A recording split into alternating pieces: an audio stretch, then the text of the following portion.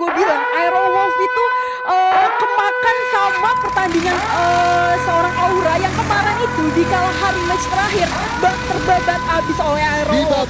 Iya, tapi sekarang kita lihat dulu nih di match kedua Purgatory apakah bakal sama skenarionya. Jadi kita langsung masuk aja melihat di mana ternyata pesawatnya bisa gue bilang cukup balance, sedikit condong ke arah kiri tapi nggak masalah. Dan udah ada dua tim juga yang udah sampai di arah mode host atas bersama dengan Crossroad, juga ada Onyx bersama dengan Boss. Wow, ini Boss bakalan nyayur banget untuk di posisi mode house sendiri karena memang pergerakannya juga nggak terlalu cukup begitu riskan atau nggak begitu terlalu berbahaya ya, karena ketika lihat dari Boss sendiri itu dia memang udah bisa ngemakanin semua yang ada di area mode house. Ketika dia juga buat jalan ke arah field pun dia cuma hanya bisa ketemu sama Aerowolf, jadi nggak terlalu begitu berbahaya juga ya. Dan memang ada satu pemain juga dari Island of God yang udah ngambil Crossroad dan mungkin aja bisa ketemu kalau misalkan memang dari ternyata Island of God malah justru turun ke Brazil. Iya, Brazil di sini bisa bilang bener-bener ramai banget sebagai center of the map. Udah ada suara firing juga yang dibuka dan ternyata Lord yang harus langsung knock begitu aja oleh seorang Rambat dari posisi DG. Ini sangat krusial untuk IOG, ditabrak lagi oleh seorang Bion pelan-pelan Bos. Ditarik dulu sebentar, itu dia Bion berhasil mendapatkan satu knockdown lagi dari sebelah kiri. Go check cantik dulu Bion, tapi ternyata justru harus menjadi knock kedua untuk teman-teman dari DG. Dan ini dia Sasis cukup kemana-mana aimnya dari sebelah kiri cukup cepat juga respect ballnya. Dan ini dia justru Abax yang malah harus ke knock dari DG Eternal. Wow, ini saudara DG benar-benar pecah banget. Tapi masih ada seorang Ferry dari belakang, cukup sekarang tapi masih bisa. Dan enggak, IOG harus puas di posisi ke-12 Tusun bisa gue bilang kali ini. Wah, gue ngelihat point view dari DG sendiri. Mereka sendiri punya senjata yang menurut gue nggak terlalu bagus ya. Karena tadi sempat ada satu pemain dari Fori, dia cuma make Glock 18 ya. Glock 18. Dia coba buat melakukan satu distraksi sampai akhirnya memang dia juga terkena down. Tapi bagusnya dari sini, dari DG Eternal, mereka nggak terlalu panik. Sebenarnya memang dari Island of God sendiri memang senjatanya udah bagus. Mereka udah menang senjata, tapi balik lagi dari setupnya, dari mereka coba buat melakukan satu inisiasi dari DG Eternal cukup tenang banget. Dan memang sempat ada satu pemain dari Abax sendiri yang terbaru di DG Esport, itu memang menjadi satu perubahan yang cukup signifikan ya untuk DG Eternal. Dan langsung aja kita lihat standing round pertamanya.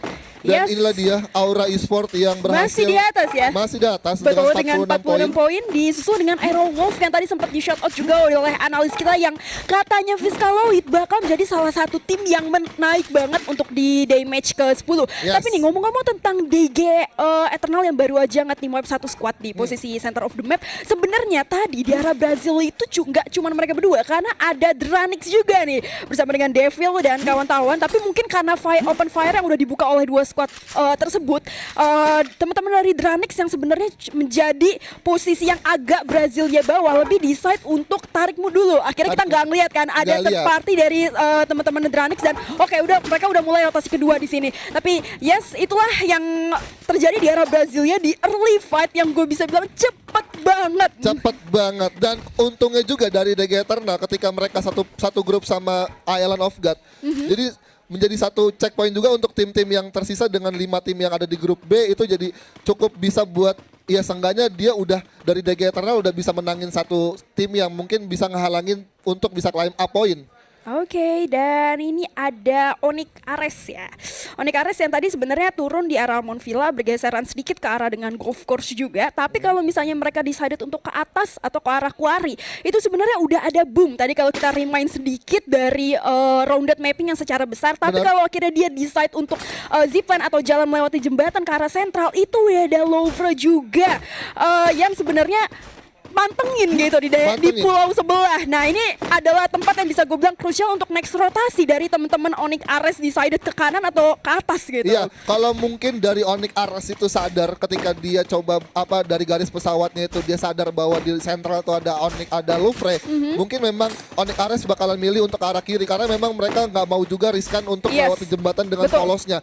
Kalau misalkan Louvre sadar ketika Onyx Ares bergerak, nah itu jadi satu advantage juga buat Louvre. Dan inilah dia ada ada player of the match kita juga dari Aura Esport. Ame, Ini adalah Aura Ame ya kan, Ame.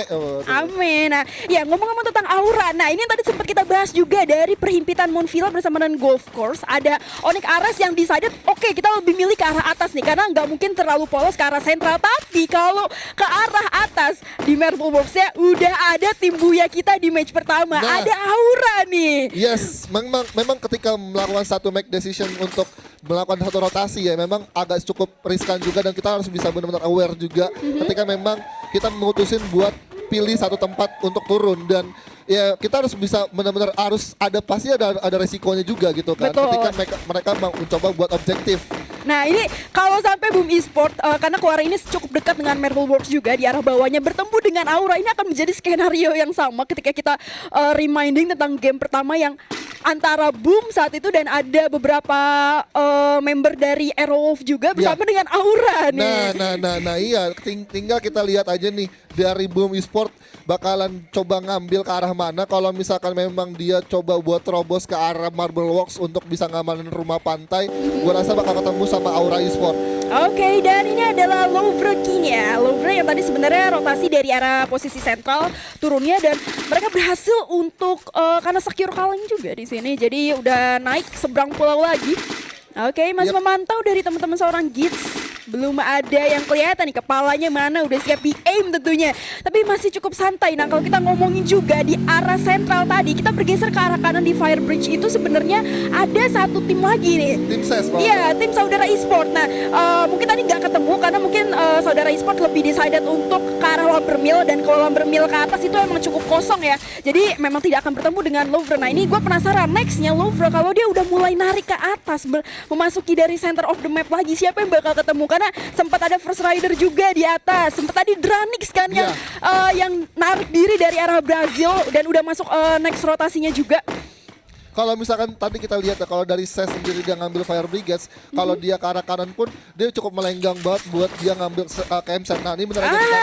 Ini dia yang baru kita bahas tadi ya. Jadi benar ya, berarti teman-teman dari SES lebih ke arah Lumbermill terus ke arah ke campsite di sini dan ternyata di atasnya masih ketemu juga satu rotasi yang sama setelah turun di satu pulau yang sama di bawah. Waduh. Nah ini nih yang menjadi cukup harus bisa diperhitungkan juga untuk Saudara Esport karena mungkin dari Saudara Esport juga ketika dia tahu untuk melakukan rotasi ke arah campsite, ketika coba dia buat mentusin tempat di satu tenda ini, mereka pasti udah tahu, udah sadar bahwa ada satu tim yang mungkin udah staycation juga di satu daerah itu dan udah bener aja kelihatan di sini Mang udah sadar ada J yang berlari dan satu vehicle yang terdengar di sana. Iya, betul banget ada critical damage juga yang udah keluarkan dari seorang Mang di sini, tapi dari sisi kiri baru aja gue shout out masih ada First Rider, tapi ada Joker yang tadi dapat triple kill juga masih berusaha untuk memantau apa yang bakal terjadi. Turun dulu karena udah pecah bro fire-nya di sana dan Bara berhasil nge-knock seorang Gits juga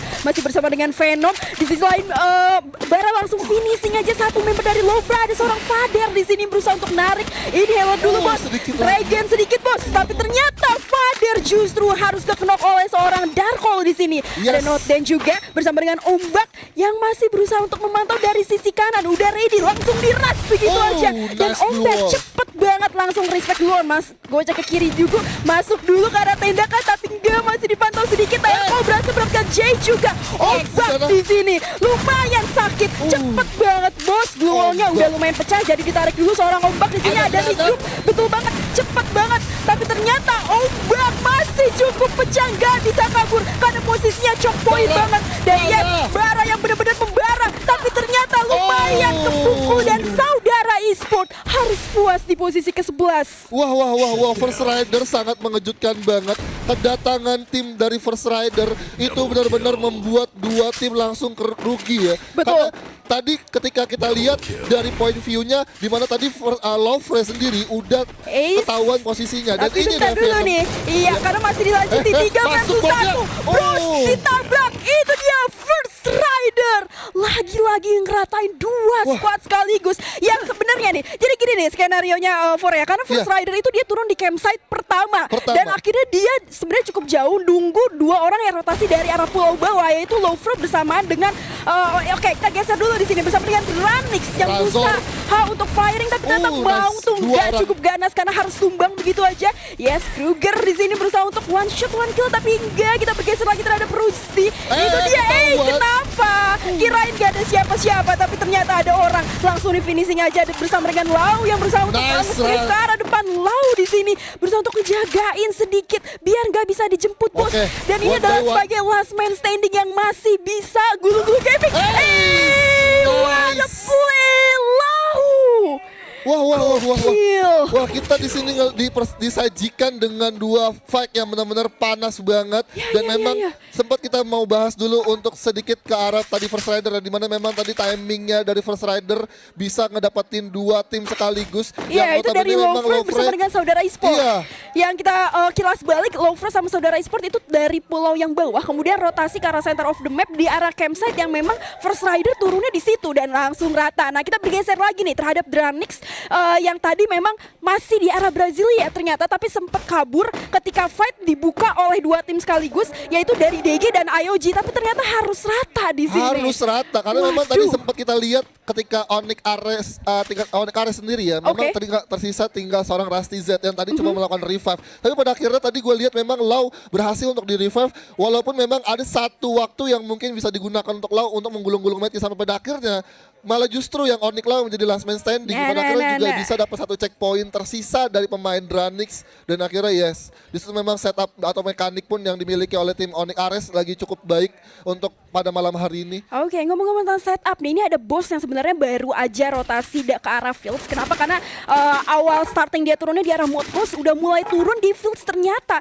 masih ada Airwolf yang memang dari awal dia udah standing alone turunnya di sini nih. Benar. Udah ditungguin aja dan kira-kira bakal pecah apa enggak nih di sini. Titan yang oh my god, bener aja Black di sini berhasil nge-knock seorang Kojak. Yes, nah, ada ini, ada trading yang dilakukan oleh Boss Titan dan juga Airwolf sendiri, dan dari Boss Titan pun juga nggak mau coba buat ambil resiko karena dari zonanya sendiri mereka masih dapat.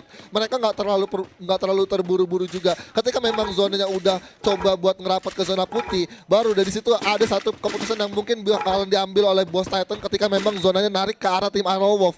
Dan memang untuk dari resource sendiri, walaupun memang di sini globalnya cukup memadai, tapi harus benar-benar ada perhitungan yang cukup matang juga dari Boss Titan, nggak bisa langsung blunder gitu aja. Dan ini dia yang tadi sempat kita bahas sedikit, apakah kira-kira Aura bersama dengan Boom bakal ketemu lagi dan mengulang skenario di match pertama. Tadi udah ada open fire sedikit untuk ngasih pressure dari teman-teman Aura Esports terhadap Boom, dan langsung berusaha untuk di-aim sedikit demi sedikit oleh seorang View, tapi menerima banyak banget damage dari teman-teman Boom Esports juga kali ini. Yes, ini keputusan dari Boom juga cukup bagus banget. Dia coba buat langsung narik ke kanan, tapi dari Aura sendiri nggak mau ngasih kesempatan karena Aura udah nebak juga. Kalau misalkan posisi itu udah ketahuan, itu menjadi satu juga kesempatan buat Aura bisa langsung ngambil arah ke sana. Dan ini menjadi satu rotasi atau cutting rotasi yang dimiliki oleh Aura untuk bisa mendapatkan poin pun di point kill. Yes, dan karena udah di-decide juga, oh my god, langsung one shot one kill, dimana Nuting di sini harus terkenok begitu aja. Ada spam granat yang udah dibuka oleh seorang Amek sebagai player of the match kita, dan Amek berusaha untuk langsung ngeras begitu aja ke kepalanya, bos. Critical dilompatin, ih gila, dapet satu lagi, dan gue rasa harus puas di posisi ke-8. Ini dia Aura yang walaupun sebenarnya tadi Nuting itu udah bunuh diri karena mungkin teman-teman dari Boom itu udah expect kalau misalnya nggak bakal bisa menang fight yang udah dibuka sama Aura, tapi kita bergeser dulu terhadap bos di sini yang udah sangat kritis, di mana tersisa satu orang Cupai, tapi ternyata gak, Titan lagi-lagi harus puas di posisi ke-7. Wah. Ini dari Boss Titan di area field benar-benar dikejutkan dengan satu pelontar yang dimiliki oleh Bang. Dan memang tadi gue lihat di information kill itu memang Boss Titan harus terkena satu pelontar dengan 3 orang sekaligus. Wah, ini benar-benar satu kerugian juga buat Boss Titan untuk di match selanjutnya agar cukup try hard juga melakukan satu claim point sendiri ya. Dan memang juga di sisi lain pun Boom juga yang berada di satu grup dengan Boss Titan itu juga harus ter-wipe up sama grup sebelah. Yes. Yang dimana notabene emang Aura Esport itu nggak ada satu singgungan poin gitu kan. Nah di itu grup ada kecil. DG yang tadi memang sebenarnya baru menang fight di arah Brasilia ya. Kemudian ketika akhirnya teman-teman dari Onyx Olympus yang udah turun dari Crossroads di sini Nice. langsung berusaha untuk ngasih tapping fire oleh seorang Charles. Tapi itu udah kemakan zona juga yang harusnya gue rasa menjadi free point sih. Yes, untuk free point. iya teman-teman dari Olympus di sini Ergon yang berusaha untuk memberikan tapping tambahan lagi. Di sisi lain Yoda juga berhasil mendapatkan satu orang tapi ternyata pecah banget.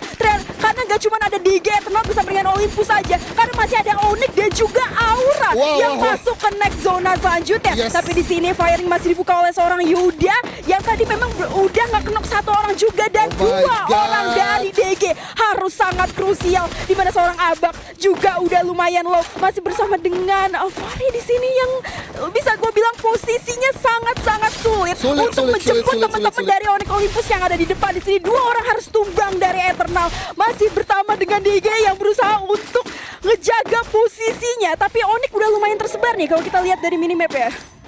Yes, dan di sini dari DG Eternal sendiri udah benar-benar nggak bisa buat naik karena memang dari sisi kanannya sendiri tuh udah ada Onyx juga, Onyx Ares dan juga Aura. Agak kesulitan banget dari DG Eternal buat bisa langsung naik ke rumah batu karena dari Onyx Olympus sendiri benar-benar nggak bisa kasih nafas dan bener aja di situ dari Ergan atau dari Ais sendiri udah berhasil mendapatkan satu checkpointnya lagi untuk karena tim DG Eternal. Di sisi lain pun ada tim Aura Esport yang ada satu pelontar yang dilepaskan oleh seorang Guns ke arah tim First Rider dan berhasil langsung dapetin dua pemain sekaligus. Di sisi lain pun satu pelontar berhasil masuk ke rumah kuning dan DG Eternal harus ter-wipe out. Di musim ke-6 ada satu critical damage yang cukup baik tapi di sini Guns nggak bisa menyelamatkan dan akhirnya Darko harus posisi kelima ya tadi ya. Yes, bener banget di sini dari Darkol satu tapping berhasil ke arah tim Onyx Olympus di sana dan Tayo pun harus ter-wipe out oleh Aero Wolf di sana. Ada steal kill yang terjadi. Iya, sebagai Tayo the last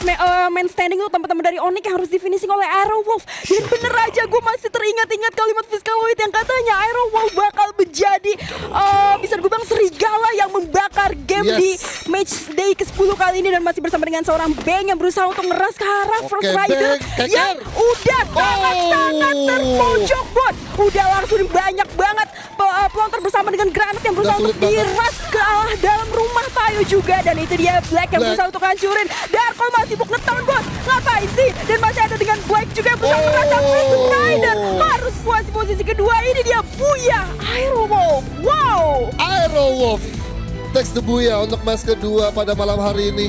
Memang posisi dari First Rider tadi kita bisa simak bahwa First Rider udah hanya tersisa dua orang doang, di mana ada Darko dan juga ada Souza yang cukup sulit banget untuk keluar karena memang dia coba untuk mengurung diri dulu yang dimana satu pelontar dari Arrow sendiri itu berhasil masuk dan memberikan satu distraksi untuk First Rider agar tidak keluar dari rumah Tayo kuning. Yes, gue mau ngomong tentang First Rider juga yang masih kita kilas balik sedikit dari early gamenya. Lu lihat gak sih dimana ketika First Rider itu berhasil ngeratain dua squad yang naik ke arah center of the map yang tadinya rotasinya itu mereka dari pulau di arah bawah. Benar. Yaitu bersama dengan saudara esport dengan Lovre ya. Lovre yang harus rata oleh First Rider. Bersama dengan dua orang, memang posisinya udah kejepit juga di situ di arah dalam rumah Tayo juga udah nggak bisa kemana-mana. Tapi yes, maksud gue First Rider bisa meroket sampai akhirnya secure posisi kedua dengan poin eliminasi yang bisa gue bilang cukup lumayan. Gue setuju banget karena dari sini First Rider memang menunjukkan satu posisi satu backupan firing yang cukup bagus banget untuk di awal fight-nya yang tadi dan dimana memang sebenarnya dari First Rider jadi satu tadi kita bahas nih. Iya, jadi satu tim yang third party juga yang melawan satu third party. Pada akhirnya memang Lovre King nggak bisa untuk melakukan satu distraksi juga kepada Ses karena Ses sendiri udah masuk ke dalam satu tenda yang sama gitu kan. Nah, karena memang posisinya juga memang First Rider mungkin udah scanning daerah campsite lebih dulu karena dia kan memang turunnya dari awal di arah campsite dan kebetulan di campsite itu dari early itu masih clear.